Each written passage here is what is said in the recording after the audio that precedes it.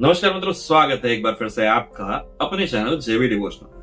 पिछले एपिसोड में हम लोगों ने देखा कि किस तरीके से विधर्मी रावण प्रणव कुटी को तहस नहस करते हुए मां सीता को बलपूर्वक अपने पुष्पक विमान में बैठा करके ले गए और हरण कर अपनी मदद के लिए बारंबार आवाज लगाती मां सीता ने जब जटायुराज को देखा, पक्षीराज जटायु, तो उनसे भी मदद की गुहार लगाई। वो आए और युद्ध भी किया उन्होंने। जितना उनके बल था उतना उन्होंने युद्ध किया, क्योंकि वो भी जानते थे कि रावण बलशाली, तीनों लोगों के स्वामी, तो जीतना तो असंभव था। लेकिन हाँ, उन्होंने अपना अंतिम प्रयास किया। जितना कर सकते थे, जो कर सकते थे, वो उन्होंने किया।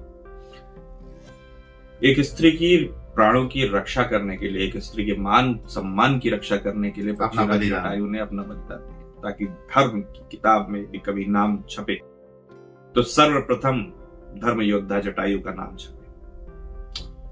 चलिए आगे देखते हैं कि किस प्रकार से और प्रकरण बीतते हैं, किस प्रकार से मां सीता एक एक गहने, एक एक आभूषण जो है वो रास्ते में गिराते हुए जाएंगी, ताकि प्रभु श्री राम को रास्ते का पता चल सके।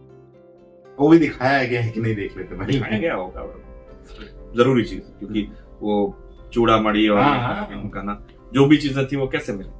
चलिए मैं तो शुरू करते हैं एपिसोड 183 पार्ट 2।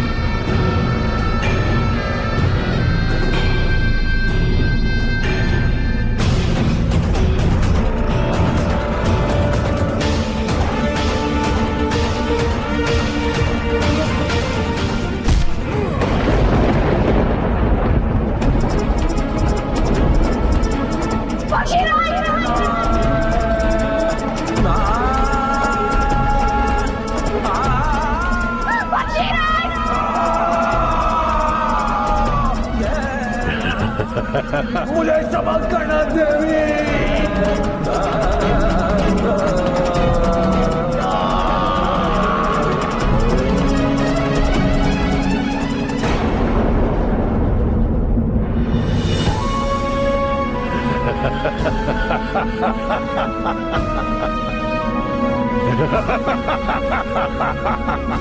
चलो सीता,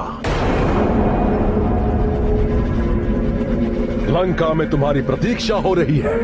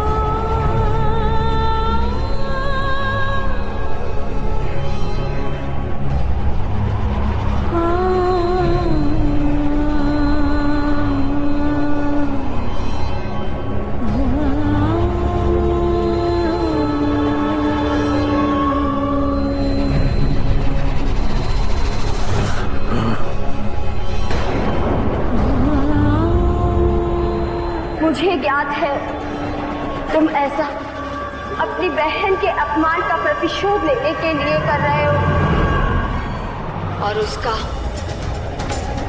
उसका परिणाम मुझे स्वीकार है। तुम मेरे प्राण लेकर अपना प्रतिशोध पूर्ण कर सकते हो। अभी इसी क्षण पर तुम्हारे साथ लंका जाना मेरे स्त्री धर्म के विरुद्ध है, और मैं अपने प्राण देकर भी अपने सतीत्व की रक्षा करूंगी। और ये अपहरण मुझे स्वीकार नहीं है।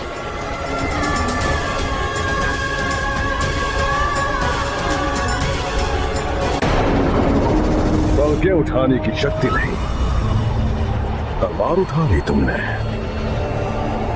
उत्सुक हूं मैं देखने के लिए कि इसका क्या उपयोग करोगी तुम।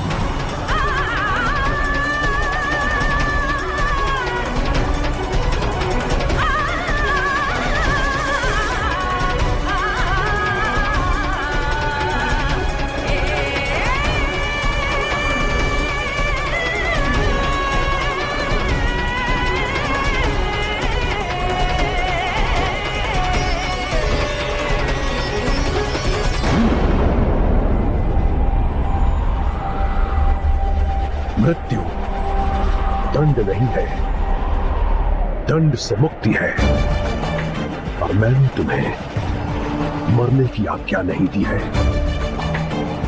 जो अपराध तुमने और तुम्हारे पति ने किया है, उसका दंड तुझे हर क्षण भुगतना ही पड़ेगा, जीवन भर। जो अधर्म तुम कर रहे हो, उसका परिणाम केवल अनिष्ट और सर्वनाश है। मूर्ख स्त्री, रावण हूं मैं, रावण। तो जानती नहीं मुझे। मैं सर्वज्ञ हूं, वेदज्ञ हूं, त्रिलोकाधिपति हूं। और एक स्त्री मुझे सिखाएगी।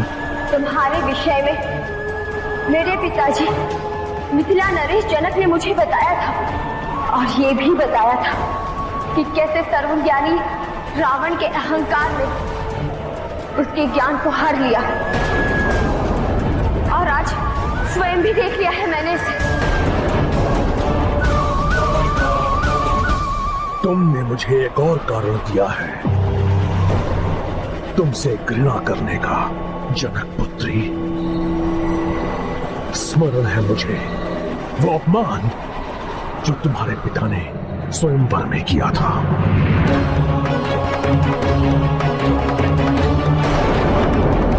कपटी हो तुम जनक, कपटी। आप धनुष नहीं उठा सके, इसमें लज्जित होने की कोई बात नहीं। आपको मेरी पुत्री के लिए अपशब्द कहने का कोई अधिकार नहीं।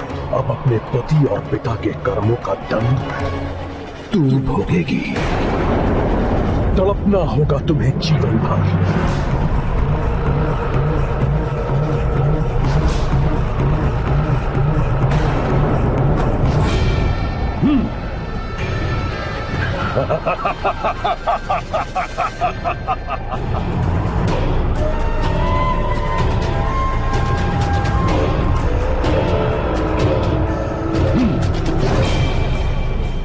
रावण की लंका में तुम्हारा स्वागत है सीता।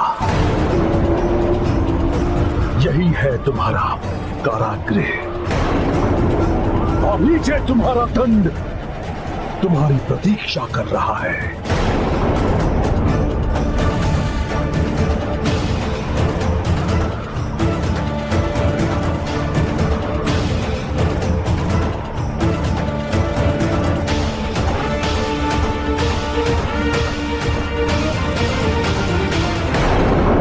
जिस चीज का मुझे भय था, इस सीरियल ने वही किया। सबसे क्रूशियल मोमेंट, सबसे क्रूशियल पॉइंट को बहुत ही अजीबोगरीब ढंग से दिखाया कि जहां पे इमोशंस की बरसात हो जानी चाहिए थी, जहां पे वीएफएक्स की बरसात हो जानी चाहिए थी, हम वहां केवल ये सुनने में आतुर थे कि डायलॉग क्या है। सीता जी ने फटाफट वो निकाल के फेंक दिया अपने चूड़ा उड़ा कान की एक ही स्थान पे। हाँ, मतलब हम लोगों को ठीक है वायुयान तेज चल रहा है तो अलग अलग स्थान पे गिरेंगे, समझ में आता है, लेकिन हर चीज आपको समझनी पड़ रही है। और समझनी क्यों पड़ रही है? क्योंकि आपको कहानी पता है। यहाँ पे होना चाहिए था कि एक बैकग्राउंड वॉइस दिखानी चाहिए थी माता सीता के अंतर्मन की, कि मेरे पति अवश्य आएंगे मुझे ढूंढते हुए, तो उनको किस तरीके से मेरा पता चलेगा, तो लोगों में अपने चूड़ा मड़ी वगैरह जो कुछ भी चूड़ियां या फिर जो कुछ अभी उस बारे में कोई चर्चा ही उन्होंने रावण से नहीं की है कि यह आपने जो कार्य किया है, मतलब उनका सेल्फ टॉक दिखाया ही नहीं, वो जीरो हो गया। और पक्षीराज जटायु का जो दिखाया है सीन कि किस प्रकार से उन्होंने अपना कर्तव्य निभाने के लिए जब उनके दोनों हाथ या दोनों कह सकते हैं कि पर कट गए, उसके बाद भी उन्होंने हिम्मत नहीं हारी, लेकिन जाते जाते क्षमा भी मांगी कि मैं आपकी रक्षा नहीं कर पाया, उसके लिए मुझे खेद, लेकिन सीन में मजा नहीं आया, एक बात सत्य है। दिखाना देखिए कैसे चाहिए था, मतलब अब यहाँ पे बात वही है कि हम कैसा देखना चाहते थे। अभी प्रभु श्री राम जी वाला भी कोई प्रकरण नहीं दिखाया।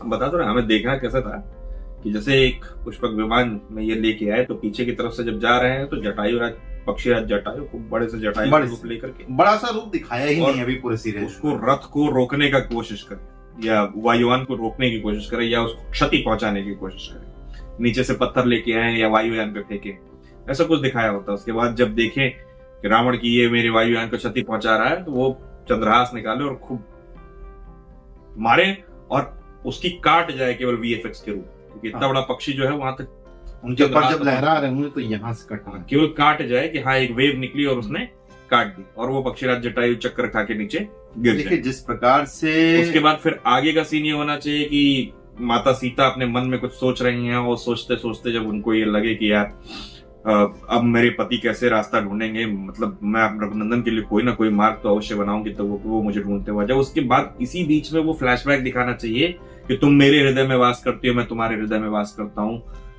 जो अभी कुछ पहले दिखाया था। एडॉप्टेशन बहुत मदद करता है, जिस प्रकार से पिछले सीरीज में दिखाया गया, बहुत पिछले सीरीज बने हुए हैं, आप रामानंद सागर की रामायण देख लीजिए, ठीक है, तो वहां से अच्छी चीजें अडॉप्ट की जा सकती थी, लेकिन एक अलग डिफरेंट चीज दिखाना वो थोड़ा सा अलग हो जाता है, वो भी बिना इमोशनल बॉन्ड के, क्योंकि वो सिया के राम का मतलब यही है कि हम सीता जी को ही देख रहे हैं, राम जी की प्रतिक्रिया ही नहीं देख रहे हैं, प्रतिक्रिया दिखाई ही नहीं, क्योंकि राम जी अभी पहुंचे ही नहीं, आज पहुंचे नहीं। मुझे लग रहा है जब सीता जी वहां पे लैंड कर जाएंगे, हाँ, उसके बाद जब ये पूरा चैप्टर क्लोज किया जाएगा तब उधर से प्रभु श्री राम जी की प्रतिक्रिया दिखाई जाएगी हमें, जिसके कारण हमारी भी प्रतिक्रिया खत्म हो जा रही है, उत्सुकता खत्म हो, क्योंकि वीएफएक्स कितना जान डालते हैं किसी सीरीज में, ये आप देख सकते हैं महाभारत सीरीज। चलिए फिलहाल क्या कर सकते हैं, जो बन गया सो देख रहे हैं।